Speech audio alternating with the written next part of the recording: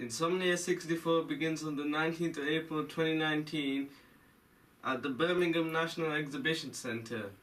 There will be a number of shows held during the day, such as the Dark Room and Cosplay Masquerade, and lots of on-stage talks for gamers and YouTubers, such as this Q&A from a previous year. It's different to the element animation process. Well, it's a lot different actually, because when you're a YouTuber, a lot of the times you don't know what you're doing.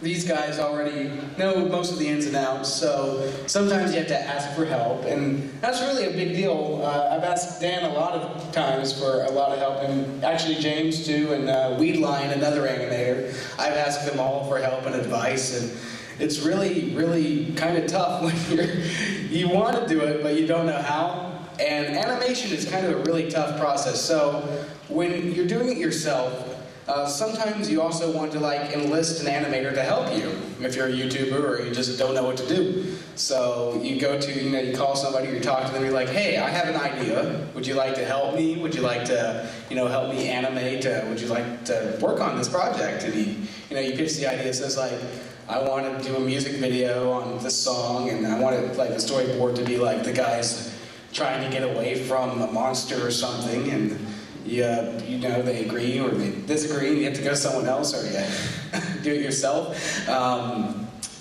And so it's a really cool process, because along the way you make friends, you have to do the work too. So I don't know if you guys have heard of a music video called Wrecking Mob. Have you guys heard of that? Okay, cool. So basically, I only did half of the work with that. It was a collaborative project with a guy called Russ Playing, and he's a really good animator. He's really cool. And basically what happened is we would split the work. So when you're designing a music video, you have to have about 4 different things. You need to have the scene, the lighting, the characters you're animating, and all the post-processing effects. So sometimes it takes quite a while to get things set up like that, and so you have to talk with people and all that stuff, and it's just a lot of work. But yeah, that's really how it differs. It's not really much differentiation, it's just that sometimes you have to ask people for help because you might not know what you're doing. The end result is the same though. Some great content comes out, and you guys are putting it out there for people like members of our audience to see. And what's it like once you've released that little baby that you've been working so hard on to the world, and it's sort of taking its first tentative steps, and you're getting feedback from people? Truthfully, I actually remember the exact day that the music video specifically on my channel was released, and man, what a story that is all by itself, just because Element Animation actually did start it on the animation for that project for about the first 2 or 3 weeks or so before we ultimately had to part ways on that project. But I just remember the morning it came out. I think I woke up at 9 a.m. or something, which is just not common for me. There wasn't much sleep to be had there, and I just remember what it's like, uploading the video and just, oh man, the first couple of likes getting, oh man, the first little bit of feedback is getting in, oh man, people are enjoying this, and then 3 minutes later, okay, now people have actually watched the whole video, and now we're getting actual feedback rather than just the wave of first, second, first. You guys, obviously, everyone starts small on YouTube. You have no subscribers, and then you have no views on your videos, so everyone starts at the same place. Do you remember the moment when it went boom, when you sort of, when it was ignited for you? Yeah, was there a tipping point that you can pinpoint? Well, what's up? Well, the tipping point for me really, I've explained this a few times before, but as far as, general YouTubing is concerned, it was back in April of 2011 where Notch actually retweeted a video of mine. I made a video featuring the Farlands and whatnot, and I kind of thought to myself, because I had just become a YouTube partner at the time, and things sort of felt like they're coming together, and I remember seeing some of Jordan, Jordan's one music video, and I'm like, well, there's no way that this could ever turn into anything, because I was already enjoying it. There's no way it could ever turn into anything by just one hit or anything like that. So my idea was just try and start doing it daily, see if I could find things to do every single day, and for the most part I haven't really struggled with it at all ever since. So for me, I used to do these things. Have you ever heard of what a machinima is? Not the like company machinima, a machinima itself. Yeah, when you use the in-game engine to create a story. Exactly. So I actually started out my channel playing this game called RuneScape. And RuneScape itself doesn't have good gameplay. It's not exactly the most energetic gameplay to watch. But it was a really good medium for you to tell a story with, because you could pose people, you could make them say what you wanted to, make them do actions. And so I started getting into Minecraft back in 2010, and I had the idea that it would be really, really cool if I tried to do a machinima-style story in Minecraft.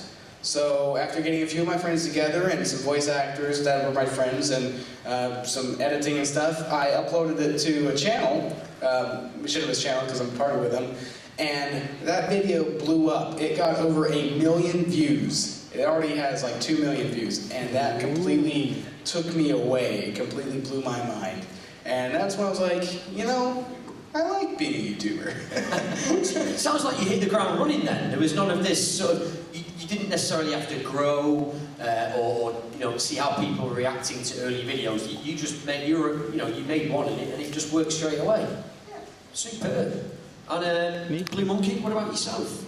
Okay. I've been trying Tell them about to, some I food guess, get noticed on YouTube for a little while. Like, there's a lot of channels that I had that I deleted and are long gone now. Don't want to see them again. But I wasn't as fortunate as Dan for getting kind of straight away the lift that I needed to make YouTube kind of my job. So yeah, there was a lot of things that I learned along the way, and all that kind of came together to make the channel, which is now known as Blue Monkey. So it was a tough beginning, but I can safely say I don't regret it now. Of course not. And what about Element? Did you guys start off together as a unit, or did you come together as the channel? Originally, it was me, Jason, and Chrissy, who isn't actually here right now. We were friends in college, and once we finished college, we all had a rough idea of how to, pull together an animation. So we started to look for work, client work, see if anyone wanted some jobs doing, things like that, and it didn't work out. We wanted to make a short film to get noticed. So we started to build all of these assets for a short film, and we found a company that was willing to help out small projects like this and give them some funding. We didn't get the funding, but we'd already built a load of assets ready for this short film. So we thought, all right, we've got all these assets, we'll start a YouTube channel.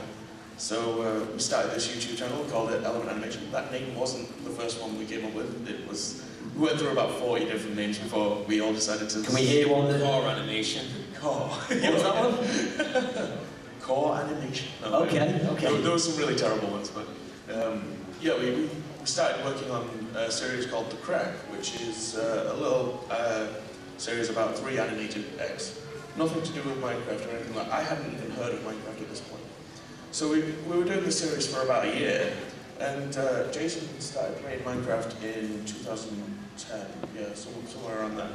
And he got me to have a play around, and I thought, we could do something with this. So I had a look on Mojang's website, and checking out all the copyright info, and it was awesome. We can do this. They're allowing us to do this. These guys are awesome. So we did our first video, which was an Eggs Guide to Minecraft, episode 1. It was just called an Eggs Guide to Minecraft at the time because we weren't sure how people were going to react to it. We put it out, and people were loving it. The first time anything had been really spotted from Element Animation. Before that point, our view count was fairly low. But the first episode of An Eggs Guide to Minecraft got featured on Bebop's show, because he was doing that back then, and that gave it a huge boost. All of the Minecraft YouTubers were liking this video, so it's boosting it up. So we got a bit of exposure there, but the real tipping point was back in the beginning of 2012, I think. No, it was halfway through 2012. We were working. Seth Bling actually contacted us and said, hey, I've seen your Eggs Guide to Minecraft videos, do you want to work on a project together? And we were just like, well, okay, all right, we'll try this out. Because he had some ideas, and they were actually pretty funny. And we were just like, okay, let's do this. We worked pretty well. I did not sleep during this project at all. I was just like, let's do this, it's awesome, I have to go do it. He had about 150,000